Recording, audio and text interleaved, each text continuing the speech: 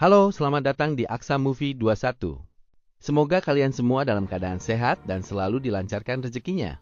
Di video kali ini, kita akan membahas sebuah film penuh emosi yang menggabungkan cinta, balas dendam, dan penyesalan. Berpusat pada sebuah jimat misterius yang dipercaya mampu menghubungkan alam gaib dan alam manusia. Bagaimana perjalanan kisahnya? Dan bagaimana akhir dari cerita yang penuh luka ini? Tanpa berlama-lama, mari kita mulai ceritanya. Film dibuka dengan memperlihatkan sebuah rumah tua. Di dalam rumah tersebut terdapat seorang wanita yang berteriak meminta tolong. Wanita itu akan dijadikan santapan makan malam oleh para monster iblis yang amat mengerikan. Karena tidak bisa berbuat apa-apa dan tidak jago bertarung, tentu hanya dengan pasrah yang bisa ia lakukan. Namun berkat sebuah kesabaran, tiba-tiba datanglah seorang pemuda yang menghentikan monster iblis tersebut. Ia bernama Pendekar Yan. Sang pendekar yang tak ingin melihat wanita itu menjadi santapan, tentu mengusir paksa monster iblis yang berada di hadapannya. Terlihat Pendekar Yan dengan mudah membasmi dan membunuh monster iblis menggunakan pusaka pedang sakti miliknya.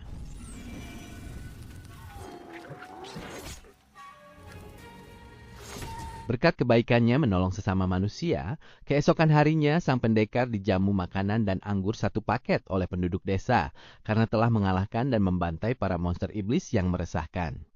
Dari sini kita mendapatkan sebuah pelajaran. Jangan pernah bosan untuk selalu berbuat baik, karena kebaikan yang kau torehkan merupakan investasi panjang untuk dirimu sendiri. Namun perlu diingat bahwa tidak semua kebaikan yang engkau lakukan akan disukai semua orang. Tetaplah menjadi dirimu sendiri, kapanpun dan dimanapun.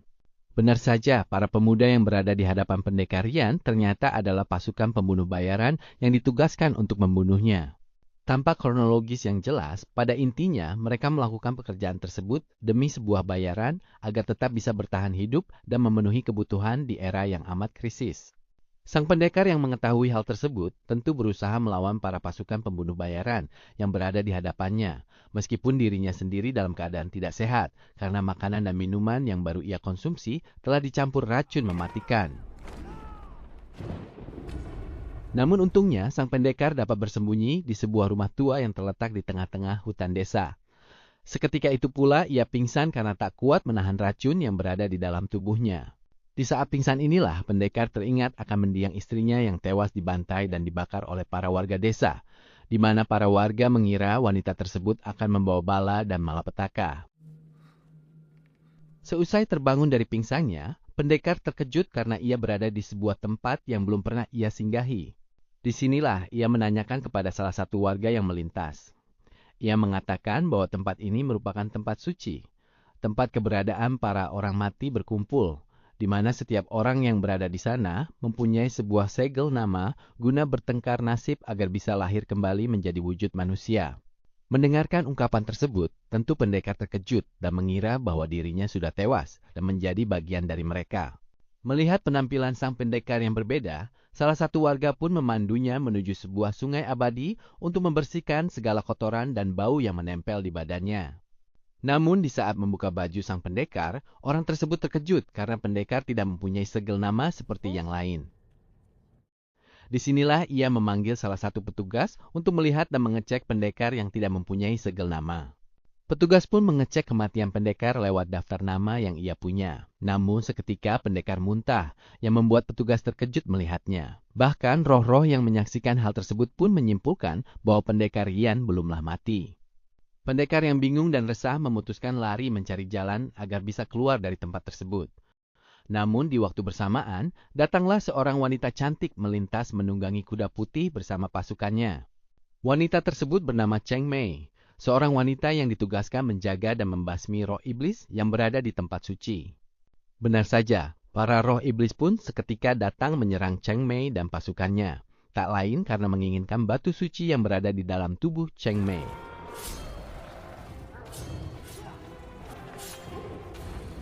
Karena jumlah pasukan yang banyak, mereka pun kewalahan menghentikan para roh iblis yang mengamuk. Bahkan Cheng Mei terjatuh pingsan karena menghindari serangan tombak yang dilesatkan oleh pasukan iblis. Pendekar Yan melihat hal tersebut tentu tidak tinggal diam. Ia seketika menghentikan serangan roh iblis dan membawa pergi Cheng Mei saat itu juga. Ketika Cheng Mei terbangun, Ia sangat terkejut melihat pendekar Yan dengan wajah serius menatap dirinya. Pendekar Yan menganggap wanita yang berada di hadapannya adalah mendiang istrinya yang sudah mati selama 15 tahun silam. Namun sangat disayangkan, Cheng Mei sudah tak mengingat masa hidupnya sebagai seorang manusia. Para pasukan aliansi mengetahui Cheng Mei berada di tempat itu dan memutuskan untuk mencari serta melacaknya. Benar saja, pasukan iblis dapat menemukan arah menuju Cheng Mei dan pendekar Yan. Sang pendekar yang tak ingin terjadi hal buruk memilih membawa Cheng Mei pergi bersembunyi di balik tebing. Cheng Mei yang mengetahui bahwa pendekar Yan bukanlah seorang roh, meminta padanya untuk segera keluar dan kembali ke alam bumi. Namun hal tersebut ditolak oleh pendekar Yan, karena dirinya tak ingin kehilangan untuk kedua kalinya. Sedangkan di tempat lain, di dalam markas pasukan iblis, mereka melapor kepada sang raja bahwa mereka telah gagal mendapatkan batu suci yang berada di dalam tubuh Cheng Mei. Kegagalan itu terjadi karena mereka dikejutkan dengan kehadiran pendekar Yan yang tiba-tiba datang menyelamatkan Cheng Mei dan membawanya kabur. Mengetahui hal tersebut, sang raja iblis pun menyusun rencana susulan agar lebih mudah mendapatkan Cheng Mei beserta batu suci tersebut. Cheng Mei merasakan bau badan pendekar Yan yang sangat menyengat. Ia pun membawanya ke sebuah sungai abadi. Di sana ia menjelaskan bahwa sungai tersebut mampu menyembuhkan luka serta memulihkan energi dalam tubuh seseorang. Seusai menghantarkan pendekar, Cheng Mei menghadiri rapat pertemuan bersama sang guru besar di dalam kuil. Disinilah sang guru mengingatkan Cheng Mei untuk selalu waspada dan menjaga batu suci agar tidak direbut dan jatuh ke tangan sang raja iblis. Sebagai penjaga yang diberi amanah, Cheng Mei berjanji pada sang guru untuk menjaga batu suci tersebut agar tidak jatuh ke tangan orang yang salah. Seiring berjalannya cerita, malam harinya terlihat pendekar Yan mencari keberadaan Cheng Mei yang tiba-tiba menghilang. Terlihat Cheng Mei berlari ketakutan setelah melihat gerombolan burung gagak, utusan sang raja iblis. Namun di pertengahan jalan, pendekar Yan dihadang oleh salah satu pasukan aliansi yang seketika membawanya pergi untuk menghadap sang raja iblis di dimensi lain. Sang raja iblis sangat menyambut baik kedatangan pendekar Yan. Di sela itu, kita diperlihatkan masa lalu sang raja iblis sebelum tewas. Dahulu, ia merupakan seorang pembasmi iblis kerajaan yang sangat terkenal. Sedangkan pendekar Yan tak lain adalah salah satu bagian dari pasukan tersebut. Namun karena terbentur sebuah masalah serius dan tidak mendapatkan keadilan, sang tetua pembasmi iblis menjadi sangat murka atas perlakuan para menteri istana yang telah memperkosa dan menggilir istrinya.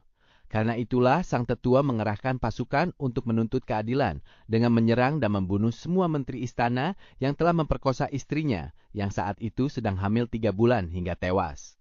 Pendekar Yan yang mendengarkan perintah sang tetua menolak dan menghentikan langkahnya untuk melakukan penyerangan, karena ia memiliki firasat buruk akan terjadi sesuatu.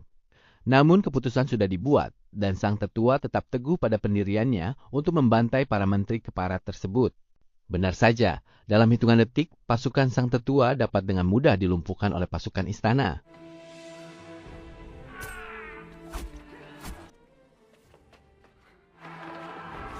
Sang tetua yang tak ingin melihat pendekar Yan juga tumbang, sengaja memukulnya hingga pingsan dan melepaskan kudanya agar pendekar bisa selamat dari peperangan tersebut. Kembali ke alam dimensi, sang raja iblis menginginkan pendekar Yan untuk membalas budi yang pernah ia lakukan padanya semasa hidup. Ia memerintahkan pendekar Yan untuk mengambil batu suci yang berada di tangan Cheng Mei, agar dirinya bisa kembali ke alam bumi dan mengubah segalanya. Sesampainya di alam hutan, seketika Cheng Mei menodongkan pedang di hadapan pendekar Yan. Ia mengira bahwa pendekar tersebut merupakan mata-mata Raja Iblis dan bersekongkol dengannya. Di saat itulah Cheng Mei sudah tidak lagi percaya kepada pendekar Yan. Pendekar Yan yang tak ingin kehilangan Cheng Mei mencoba menjelaskan dan mengatakan yang sebenarnya. Bahkan ia menyuruh Cheng Mei untuk membaca pikirannya agar mengetahui apa yang ada di dalam benaknya saat ini. Namun secara tidak sengaja, Cheng Mei mengeluarkan tenaga spiritual yang membuat pendekar Yan terhempas dan terjatuh pingsan.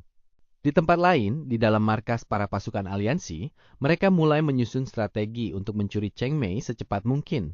Namun mereka khawatir rencana itu akan dihalangi oleh pendekar Yan. Salah satu senior pasukan aliansi pun mengatakan bahwa jika pendekar Yan menghalangi langkah Raja Iblis untuk mendapatkan batu suci Cheng Mei, maka ia harus dibunuh. Seusai tersadar, pendekar Yan memeluk Cheng Mei dengan penuh kerinduan akan masa-masa hidup bersama di alam bumi. Bahkan ia rela melepas baju yang ia pakai agar Cheng Mei tidak kedinginan. Waktu pun berlalu dengan cepat hingga tibalah keesokan paginya. Cheng Mei menemui pendekar Yan dan mengembalikan bajunya. Terlihat hubungan mereka kembali semakin erat. Pendekar Yan kembali mengatakan di hadapan Cheng Mei bahwa ia akan menjaga dan melindunginya sampai kapanpun.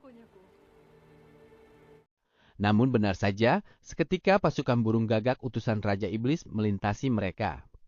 Tak lama lagi, keberadaan Cheng Mei pun dapat diketahui oleh pasukan aliansi. Disinilah pasukan aliansi memperingatkan pendekar Yan untuk tidak ikut campur dalam urusan mereka.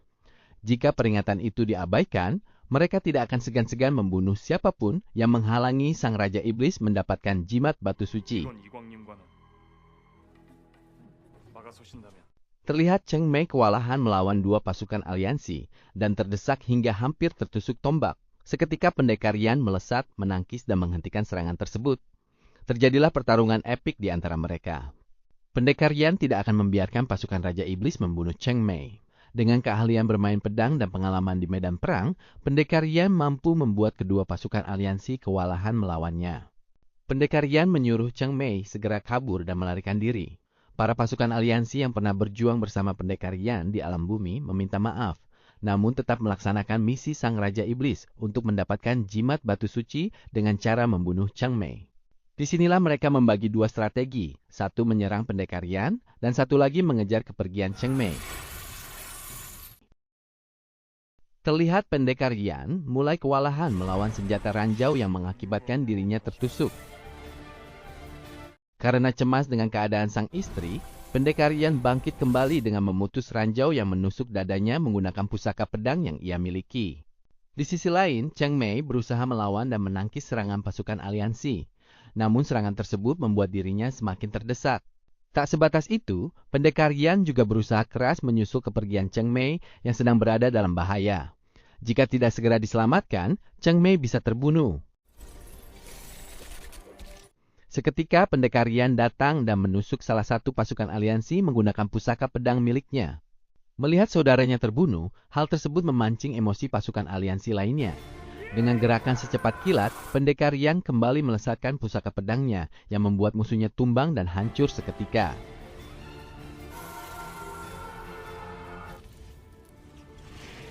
Karena kedua pasukannya gagal, salah satu pasukan aliansi menyeru pasukan lainnya untuk segera membunuh Cheng Mei dan membawa batu suci ke hadapannya. Hari demi hari pun berlalu. Sampailah mereka di istana kerajaan dewa. Namun Cheng Mei sangat sedih melihat seluruh penduduk rohnya tergeletak pingsan. Hal tersebut diakibatkan karena mereka tidak mendapatkan asupan makanan berupa wewangian. Dengan kemampuan yang ia miliki, Cheng Mei mengeluarkan tenaga spiritual dari jimat batu suci untuk membangunkan kembali para penduduk roh yang telah pingsan. Benar saja, dalam hitungan detik, mereka pun kembali bangun dan sadar berkat wewangian yang diciptakan oleh Cheng Mei. Namun pendekar Yan seketika pingsan karena tubuhnya tidak kuat mencium bau wewangian tersebut. Cheng Mei yang khawatir segera berusaha menyelamatkan pendekar Yan. Disinilah Cheng Mei terkejut melihat bayangan seorang perempuan yang menyerupai dirinya di dalam pikiran pendekar Yan. Benar saja, bayangan itu adalah dirinya sendiri di masa lalu. Namun tak disangka, di waktu bersamaan pula, para pasukan aliansi Raja Iblis datang kembali menyerang Cheng Mei yang sedang bernostalgia. Untungnya, dengan sigap, Cheng Mei mampu mengeluarkan energi spiritual untuk membawa dan menyelamatkan pendekar Yan. Namun tantangan dan rintangan tak cukup sampai di situ. Keberadaan Cheng Mei kembali berhasil ditemukan oleh pasukan aliansi. Pendekar Yan yang tak ingin terjadi pertumpahan darah mencoba menghentikan Ye yang hendak menyerang Cheng Mei. Bahkan Ye juga menghentikan serangan sang senior dan menyuruh pendekar Yan untuk segera pergi.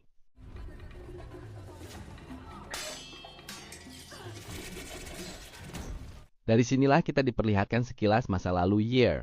Ia adalah sosok wanita yang sangat mencintai dan menyayangi pendekar Yan sejak semasa hidupnya sebagai manusia hingga menjadi seorang ibu.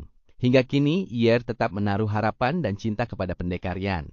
Namun sang senior pasukan aliansi yang tak ingin gagal tetap melesatkan serangan demi serangan dan tak memberi celah. Hingga akhirnya pendekar Yan berhasil lolos membawa Cheng Mei pergi. Karena tidak ingin mati sia-sia, akhirnya mereka berhasil selamat dari kejaran pasukan aliansi tersebut. Pasukan aliansi Raja Iblis yang tak ingin gagal mendapatkan jimat batu suci pun merencanakan penyerangan kembali ke dalam istana kerajaan dewa. Benar saja, kedatangan mereka membuat malapetaka besar, membantai para roh manusia yang berada di hadapan mereka. Changmei yang tak ingin penduduk rohnya musnah berusaha melawan dan membunuh pasukan Raja Iblis. Pendekar Yan yang tak ingin terjadi bahaya pada sang kekasih pun ikut berperang melawan pasukan Raja Iblis. Namun dirinya dihadang oleh Yer. Disinilah Yer mengungkapkan isi hatinya yang telah lama ia pendam. Namun kasih sayang dan cinta pendekar Yan tidak bisa terbagi. Ia tetap mencintai Changmei seutuhnya dan selamanya. Di sisi lain, pertarungan Changmei melawan anak buah Raja Iblis Banshu semakin sengit. Di saat Changmei terdesak dan hampir terbunuh, seketika pendekar Yan datang membantunya. Karena merasa direndahkan, anak buah Raja Iblis Banshu mengerahkan seluruh kemampuannya untuk membunuh pendekar Yan.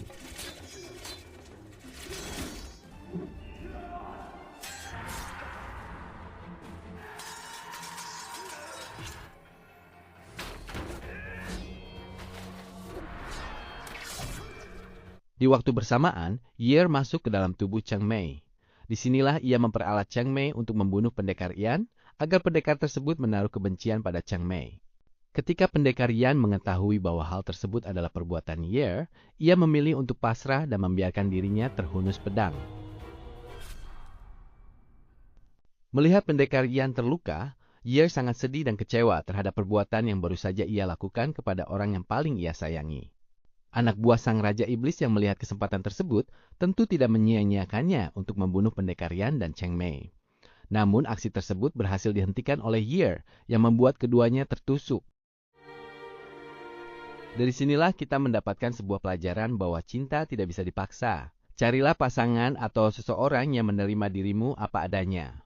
Di saat itulah Yer pun musnah. Namun tantangan dan rintangan belum berakhir. Changmei khawatir melihat luka pendekar Yan yang amat parah. Ia mencoba meracik ramuan ajaib untuk menyembuhkan luka sang pendekar. Namun usahanya dihentikan oleh salah satu penjaga istana dewa. Disinilah penjaga tersebut memberitahu Changmei cara menyembuhkan luka pendekar Yan dengan cepat, yaitu menggunakan sebagian kekuatan spiritual dari jimat batu suci tersebut.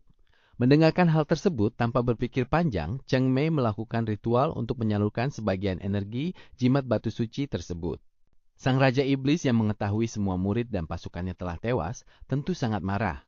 Seketika ia mengubah wujudnya menjadi iblis setengah dewa yang memiliki kekuatan luar biasa. Raja Iblis pun menemui pendekar Yan yang sedang berada di kamar peristirahatan. Di sana ia mengungkapkan rasa kecewanya dan menganggap pendekar Yan telah mengkhianatinya. Dengan amarah yang meluap, Raja Iblis melemparkan pendekar Yan dengan sekuat tenaga di hadapan Changmei. Tak sebatas itu, sang Raja Iblis juga mengeluarkan kemampuannya untuk menyerap kekuatan jimat batu suci yang berada di dalam tubuh Changmei. Namun hal tersebut gagal, karena Changmei telah menyatukan kekuatan spiritual batu suci ke dalam tubuhnya.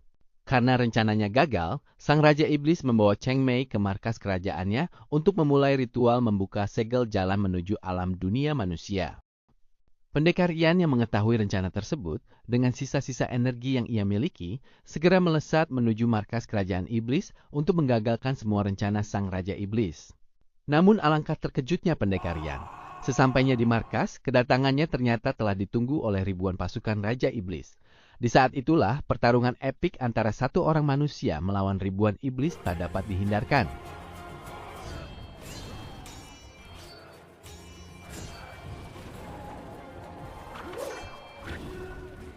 Terlihat pendekar Yan membantai para iblis dengan membabi buta, tanpa meninggalkan luka sedikit pun di tubuhnya.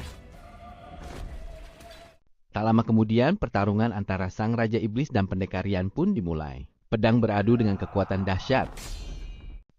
Namun dengan satu hentakan dan serangan brutal, pendekar Yan terluka sangat parah.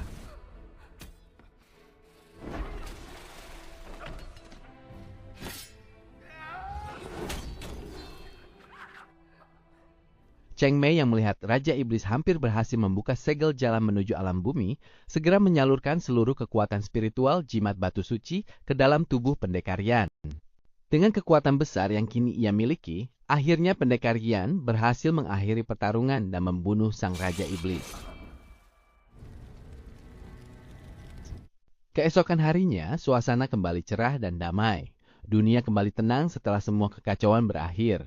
Namun pendekar Yan yang terluka parah terbaring lemah di pelukan Chen Mei. Dia akhirnya meninggal dan kembali ke alam manusia. Dan film pun berakhir. Terima kasih untuk kalian yang sudah menonton video ini sampai selesai. Mohon maaf jika terjadi kesalahan dalam penyampaian saya. Akhir kata saya ucapkan terima kasih dan sampai jumpa.